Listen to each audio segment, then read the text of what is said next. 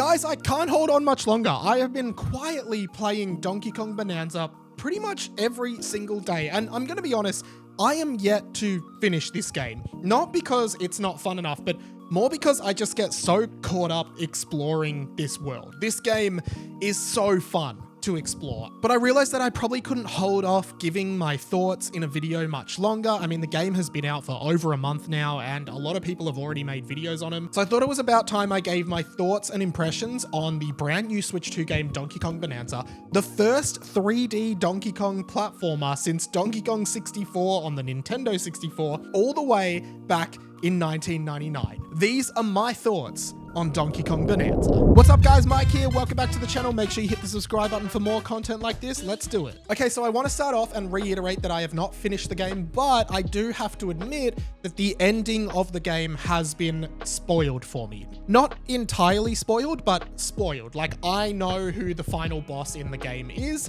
I don't know all of the context around it. I've managed to kind of shield myself from a lot of that, but that kind of surprise is not going to surprise me when I get to it. That being said, it definitely didn't ruin the game for me knowing that. I have had so much fun with this game that I think is just so fun to play. And when I think a lot about what Nintendo does best and what Nintendo does differently with their games, like what I've realized and what I've kind of put it down to is this idea that Nintendo makes games that feel good. Like, they feel good to play. I mean, they literally feel good to play. I remember picking up a game like Super Mario 64 on the Nintendo 64 all those years ago. The first time I'd ever played a 3D platformer, and that game just felt good. Like, it just feels so intuitive, and they've carried that ethos with them through their entire lifespan. I mean, Super Mario Odyssey is a perfect example of that. That game feels good. It feels good to traverse around those worlds, and Donkey Kong Bananza feels good. It is so fun to run around these worlds, transform into these different Bananzas using all the different abilities and just like smashing stuff. That is like a function in a game that I've never really seen. I mean, I know Minecraft has something like this. I've never played Minecraft. It's kind of like after my time, right? Donkey Kong Bananza, you literally just go through the entire world and smash everything. You find fossils, you find hidden bananas, and it's addictive. Like, what more can I say? It feels so fun to smash stuff. It's like, and a few people have called it this, like an Incredible Hulk game. Okay, not only does it feel good, but you feel the power of DK when you smash through stuff. It actually gets frustrating only when you get to the inevitable piece of the world that you can't smash, because there has to be some limit. You know, there has to be some base template of the world that stays there. That's the only annoying part. I reckon I could play this game forever. Like, I want 100% it. And instead of like following the story, I'm just going around the worlds, finding maps, treasures, fossils, bananas, doing everything. I mean, this game is so much more intuitive than Donkey Kong 64. And to be honest, like, I don't think it makes sense to compare this game to DK64, which A, was developed 26 years ago by a different studio who was making a different type of game.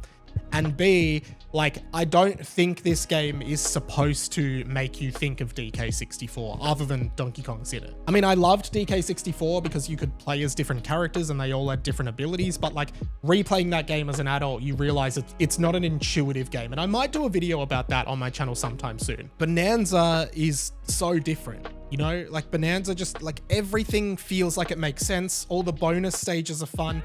Each kind of biome you go to teaches you a new thing about the world, or there's a new way to interact with the world. Like, there's one where there's a bunch of like sluggish kind of goo, and then you realize the ground is salt and you throw salt at it and it dissolves. And then, you know, you're gradually getting the Bananzas. I mean, at first I didn't think the Bananzas were that cool. I mean, we had the Kong Bananza, Zebra Bananza, and Ostrich Bananza revealed in the trailer.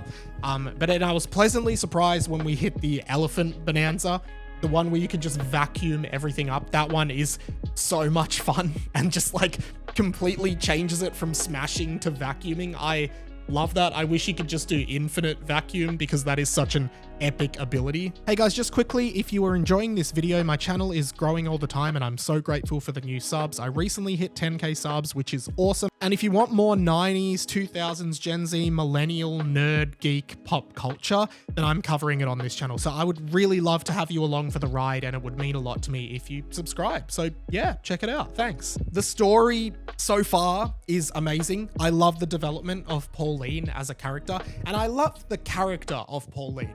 I'm really grateful that Pauline is becoming a big character in Mario. Like, she pops up in Super Mario Odyssey, and now she's in Donkey Kong Bananza in teenage form. I love teenage Pauline. I think it's really endearing to see this relationship between Pauline and Donkey Kong like develop as well. And I like that each Bananza, she becomes more and more confident about singing in front of a crowd.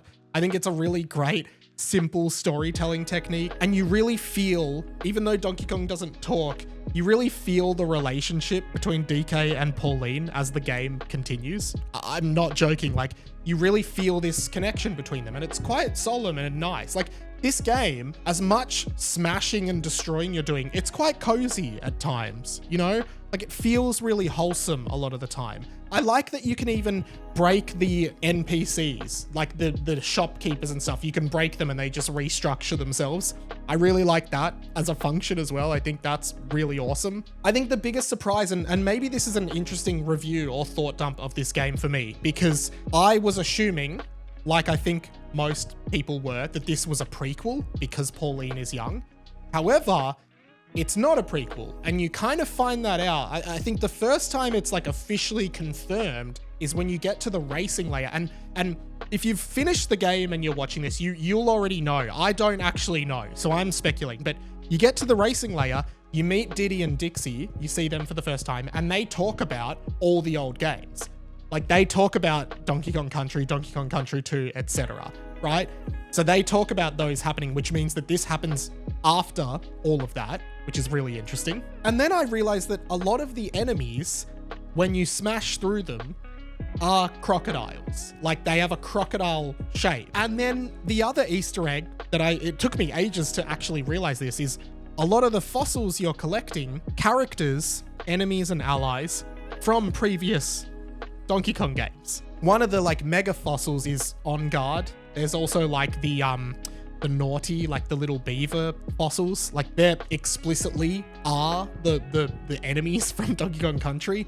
The armadillos, you know, I'm still trying to figure this out because I know who the final boss is, but I don't know what the story is. Like, where are we on the timeline? And that's really exciting for me. Like, I'm just waiting to get to the end, but I'm trying to like savor it because I don't know, I'm addicted to this game. Every spare moment I have, I pick this game up and I just play it for half an hour and I just smash stuff and collect stuff. And you get all the markers on the map and it's so fun to just go around doing stuff. I know that sounds so rudimentary, but it is just fun going around, finding the little challenges, finding the hidden areas, finding the battle rooms and the bonus rooms, and that early bonus stage that is like an ode to Jungle Hijinks, the first level of Donkey Kong Country. Like, all the callbacks for me are amazing. Donkey Kong Country, first video game I ever played, okay? So I am just, like, every time there is some kind of callback, it really means a lot to me. It's the same feeling I got in Super Mario Odyssey when you go to Peach's castle. Like, that was like, bam, like, huge moment. But Donkey Kong maybe even more, because like so many of my early memories are in this series. I mean, I would love for Lanky Kong, Chunky Kong, and Tiny Kong to pop up to just bring it full circle to Donkey Kong 64. But I mean, as far as I'm aware, they don't. But also Nintendo doesn't always like to even acknowledge that those characters exist. I mean, I'm pretty close to the end now. So I'm wondering, like, this is kind of like my thought dump review, and the review is, yes, this game is awesome. This is amazing. Like, to be honest, I love Donkey Kong Country Returns. I love Tropical Freeze. I love what they did as 2D platformers, and I think they are fantastic games. Amazing games. But I have been dying for a Donkey Kong 3D platformer since DK64. I love that game. As much as I hate it retrospectively, I loved that game at the time. It was like magic to me, right? I think this is exactly what I could have asked for. I don't think I could have asked for anything more from Nintendo than this. It is so clear that the Odyssey team is behind this. It shares so much of its design philosophy with Odyssey, and I'm really curious to see, like, what is the future of Mario and Donkey Kong now? Oh, and the redesign of DK, I gotta say, he's got so much more character. I don't know why they didn't do it earlier. I don't know why people are annoyed about the design change, because Donkey Kong's new design is epic. Pauline is epic. Seeing Diddy and Dixie again in 3D, epic.